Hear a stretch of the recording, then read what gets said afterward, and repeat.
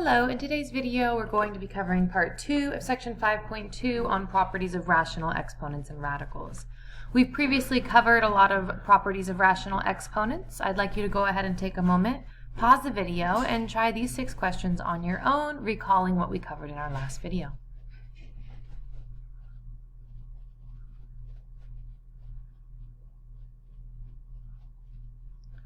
Number 1, we could see it as 8 squared raised to the power of 1/3, or in other words, underneath a cubed root.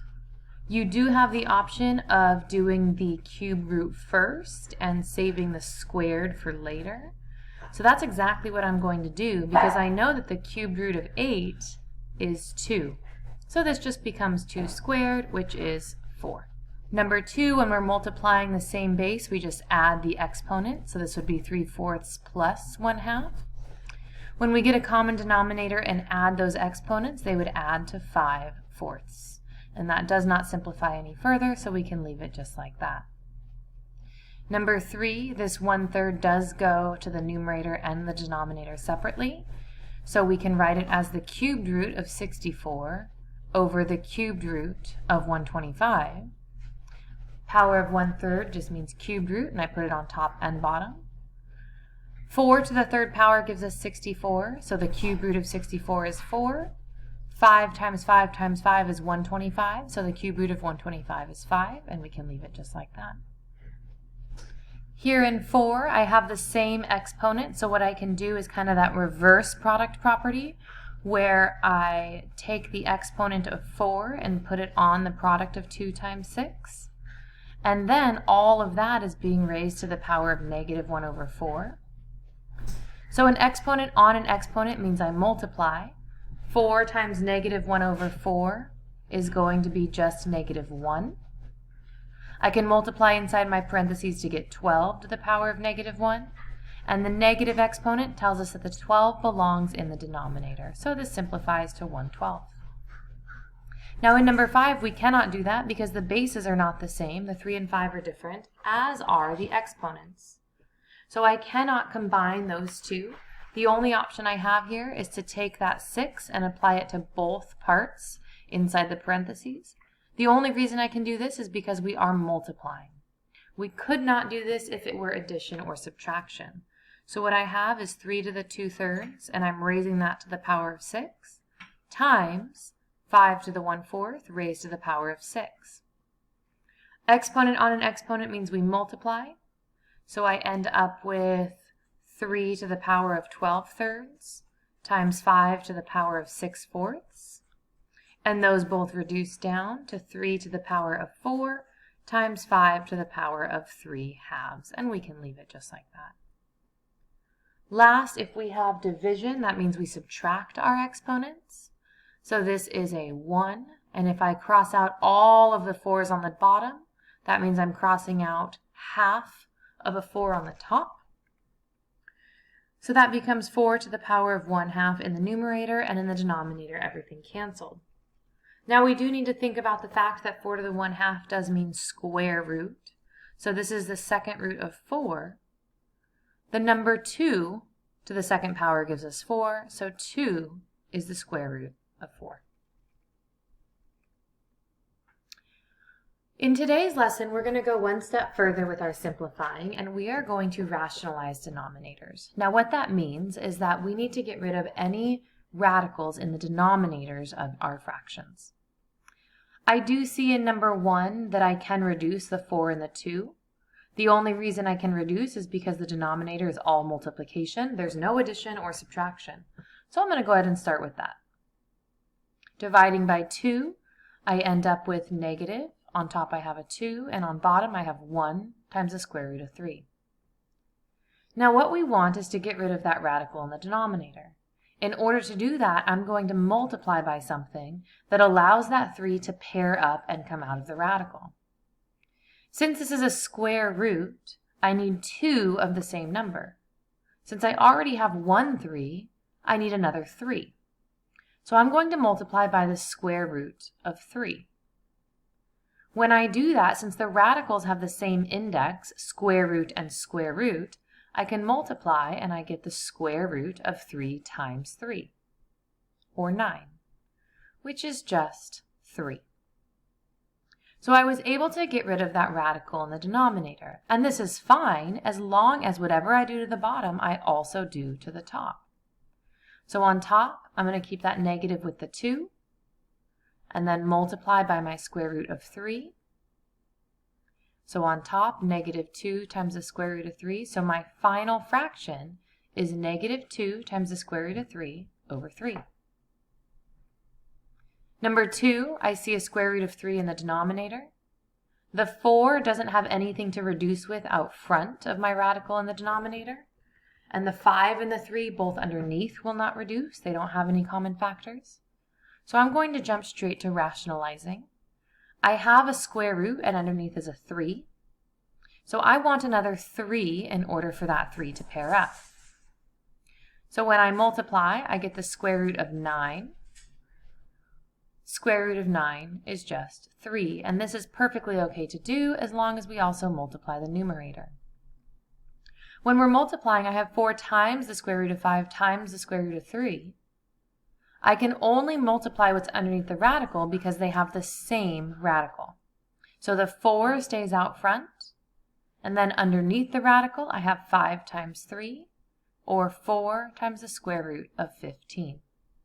We cannot reduce the 15 and the 3 because the 15 is under a radical and the 3 is not.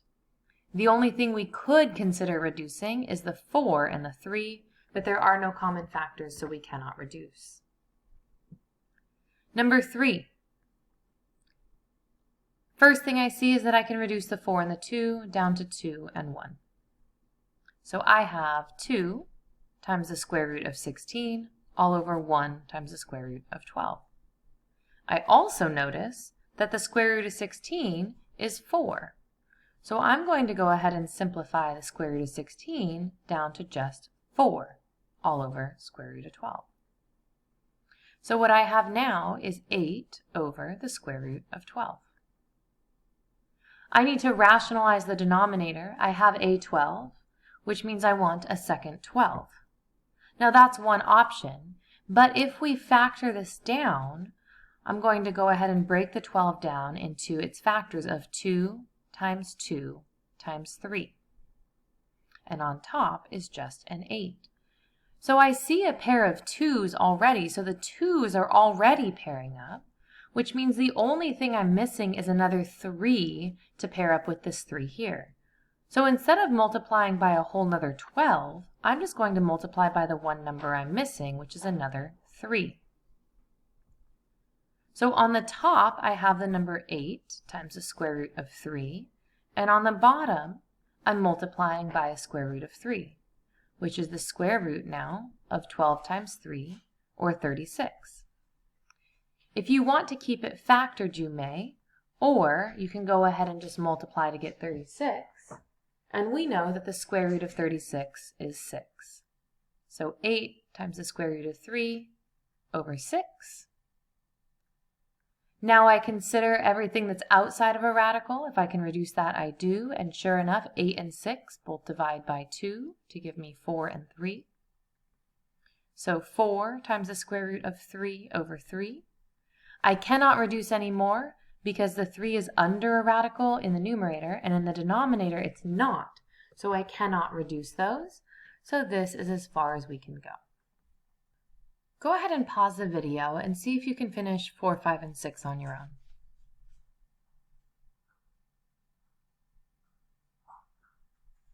In 4, the first thing I see is that I can reduce. So I have 2 square root of 5 over 1 times the square root of 2. And to pair up my 2's, I just need to multiply by another square root of 2. On the top, that leaves me with 2 times the square root of 10. What's underneath I can multiply, but the 2 in front just stays in front. All over the square root of 4. So 2 square root of 10 over 2. And then these 2's can reduce each other down, and I have just the square root of 10. Number 5, multiply by the square root of 3. So I have square root of 6. All over square root of 9, or square root of 6 over 3. Again, the 6 is under the radical and the 3 is not, so I cannot reduce. Multiply by the square root of 2. So I have 3 times the square root of 6 over the square root of 4, or 3 times the square root of 6 over 2. The 3 and the 2 do not reduce, so this is as far as I can go. On our next slide, what we're going to be looking at is when your index is a different number. So now we don't have square roots anymore. We have square roots, cube roots, fourth and fifth roots. All we're going to do is look at that index, that little number, and see how many of each number we need under the radical. So first thing I'm going to do is look at the 9. If I factor down the 9 is 3 times 3. Well, I need a group of 3 of the same number in order for it to come out of the radical. So to get that third missing 3, I'm going to multiply by the cube root, matching radical, of one more 3. And I'm going to do that on the top and on the bottom of my fraction. So on top, when I multiply, cube root of 2 times the cube root of 3, because they're both cube roots, I can multiply the 2 and the 3 together to get 6. And on bottom, I have the cubed root of 3 times 3 times 3. There are 3 of the same factor, and that's how many we need. So that 3 gets to come out of the radical, but the 6 on top does not simplify. In number 2, I need 4 of the same number. So if I factor my 25 in the denominator, I have the fourth root of 5 times 5. In the top, I have the fourth root of 2. In the denominator, if we want everything to group up, I need 4 of the same number. So I'm going to multiply by the fourth root of whatever I'm missing. I already have 2 5s. If I need 4, what I need to do is multiply by 2 more. I'm going to do that on the top and on the bottom. So on the top, I have the fourth root of 2 times 5 times 5, and on the bottom, I have 3 times the fourth root of 5 times 5 times 5 times 5. We have an index of 4, and we have a group of 4 of the identical factor underneath our radical, which tells us that I can take out a group of 4 5s as just a single 5. So my denominator then is 3 times 5. And on top, I still have the fourth root of 2 times 5 times 5, which is 50. This becomes the fourth root of 50 over 15. I know I can't simplify the top anymore because if I look back to factored form, I need 4 of the same factor, and we're not going to get that. So I go ahead and I stop here.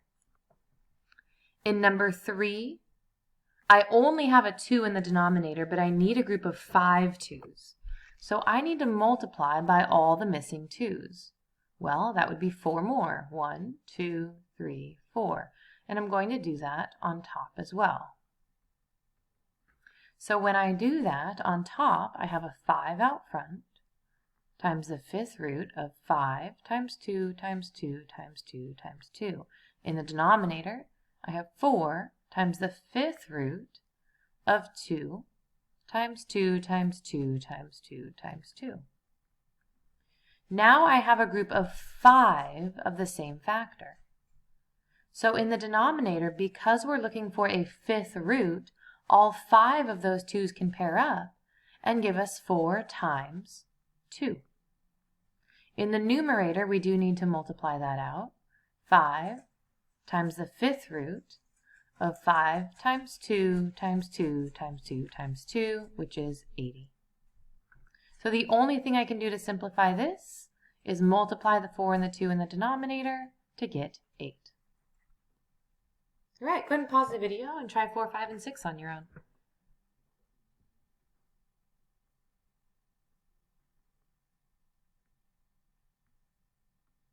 Number 4, I'm just missing another 5.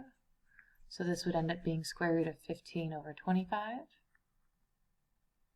Number 5, if we factor down the 12, we get 2 times 2 times 3. So on the bottom, if I'm looking for a group of 3, I need one more 2 and 2 more 3s. So I'm going to multiply by the cubed root of 1 more 2 and 2 more 3s on the top and on the bottom.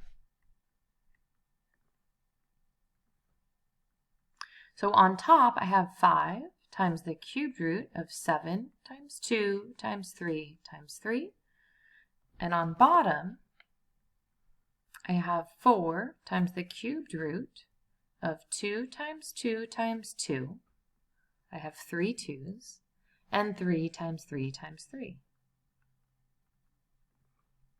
So the 2's group up and the 3's group up. When I make those groups, there's nothing left under the radical, so this becomes 4 times. The cubed root of 2 times 2 times 2 is just 2. Cube root of 3 times 3 times 3 is just 3. And on the top, I multiply underneath the radical to get 126. So on top, I have 5 times the cubed root of 126. And on the bottom, I have 8 times 3, which is 24.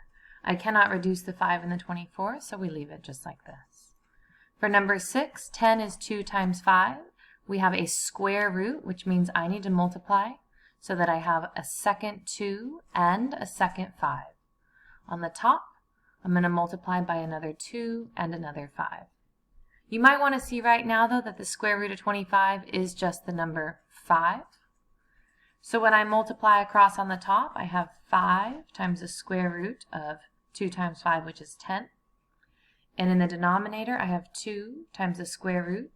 I have 2 and 2 underneath, and then I have another 5 and 5.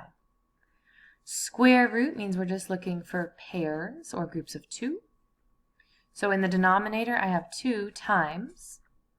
I'm able to pull out a 2 and a 5 from the radical. And on the top, I have 5 times the square root of 10. So I can multiply to get 5 square root of 10 over in the denominator. I have 20. And then we can reduce the 5 and the 20 down to 1 and 4. So on the top, I have 1 square root 10, and in the denominator, I have 4. We'll go ahead and wrap up today's lesson there. Thanks so much for watching, and have a great rest of your day.